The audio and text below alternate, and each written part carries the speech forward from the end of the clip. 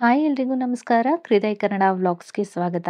ಇವತ್ತಿನ ಈ ವಿಡಿಯೋದಲ್ಲಿ ವಿಘ್ನರಾಜ ಸಂಕಷ್ಟ ಚತುರ್ಥಿ 2025ರ ಬಗ್ಗೆ ತಿಳಿಸ್ಕೊಡ್ತಾ ಇದ್ದೀನಿ. 2025ರಲ್ಲಿ ವಿಘ್ನರಾಜ ಸಂಕಷ್ಟ ಚತುರ್ಥಿ ಯಾವಾಗ ಬಂದಿದೆ, ಚಂದ್ರೋದಯದ ಸಮಯ ಯಾವಾಗ, ಪೂಜಾ ವಿಧಿಗಳು ಹೇಗೆ, ಹಾಗೆ ಮಹತ್ವವನ್ನು ತಿಳ್ಕೊಳ್ಳೋಣ. ವಿಘ್ನರಾಜ ಸಂಕಷ್ಟ ಚತುರ್ಥಿಯು ಅತ್ಯಂತ ಪವಿತ್ರ ಮತ್ತು ಪವಿತ್ರ ದಿನಗಳಲ್ಲಿ ಒಂದಾಗಿದೆ ಅಂತಲೇ ಹೇಳಬಹುದು. ಈ ಪವಿತ್ರ ದಿನದಂದು ಗಣೇಶನನ್ನ ಅತ್ಯಂತ ಭಕ್ತಿಯಿಂದ ಪೂಜಿಸಲಾಗುತ್ತದೆ. ಭಕ್ತರು ಗಣಪತಿಯನ್ನ ಪ್ರಾರ್ಥನೆ ಮಾಡಿಕೊಂಡು ಈ ಶುಭ ದಿನದಂದು ಸೂರ್ಯೋದಯದಿಂದ ಸೂರ್ಯಾಸ್ತದವರೆಗೆ ಉಪವಾಸವನ್ನ ಮಾಡ್ತಾರೆ. ಸಂಕಷ್ಟಿ ಚತುರ್ಥಿಯು ಪ್ರತಿ ತಿಂಗಳು ಕೃಷ್ಣ ಪಕ್ಷದ ಚತುರ್ಥಿ ತಿಥಿಯಂದು ಬರುತ್ತದೆ. ಈ ತಿಂಗಳು ಇದನ್ನು ಸೆಪ್ಟೆಂಬರ್ 2025ರಲ್ಲಿ 10ನೇ ತಾರೀಕಿನಂದು ಆಚರಣೆ ಮಾಡಲಾಗುತ್ತದೆ.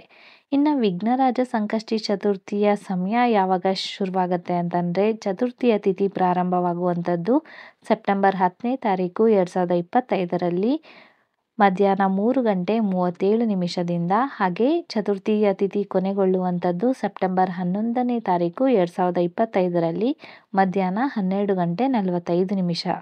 ಇನ್ನು ಸಂಕಷ್ಟಿ ದಿನದಂದು ಕೃಷ್ಣ ದಶಮಿ ಚಂದ್ರೋದಯ ಬಂದ್ಬಿಟ್ಟು ಸೆಪ್ಟೆಂಬರ್ 10ನೇ ತಾರೀಕು 2025ರಲ್ಲಿ ರಾತ್ರಿ 8:06.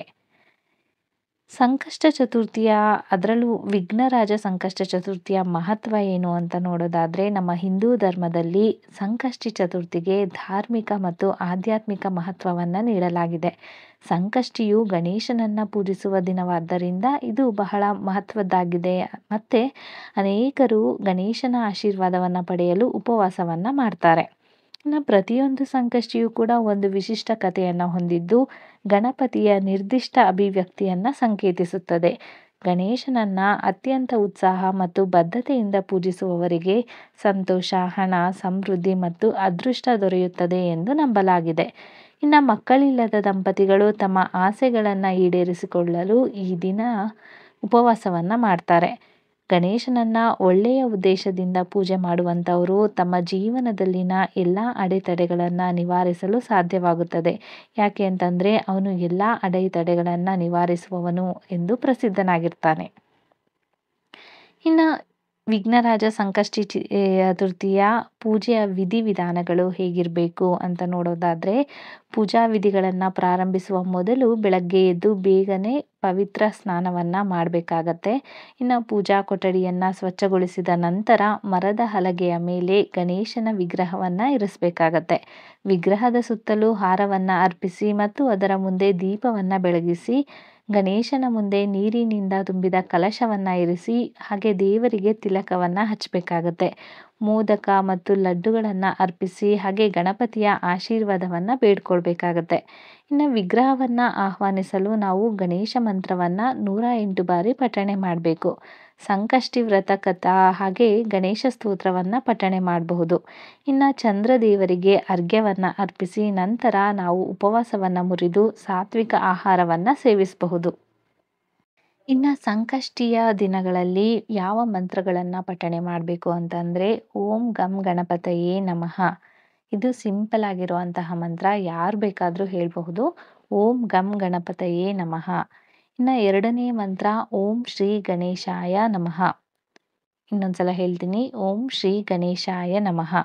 ಇನ್ನು ಮೂರನೇ ಮಂತ್ರ ಓಂ ವಕ್ರತುಂಡ ಮಹಾಕಾಯ ಸೂರ್ಯಕೋಟಿ ಸಮಪ್ರಭ ನಿರ್ವಿಘ್ನಂ ಕುರು ಮೇ ದೇವ ಸರ್ವಕಾರ್ಯೇಷು ಸರ್ವದಾ.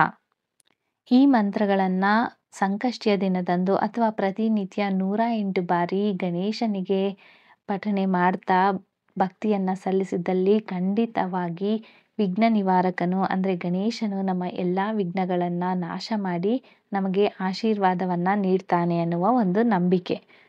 ಈ ನಂಬಿಕೆ ಖಂಡಿತವಾಗಿ ಸುಳ್ಳಾಗೋದಿಲ್ಲ.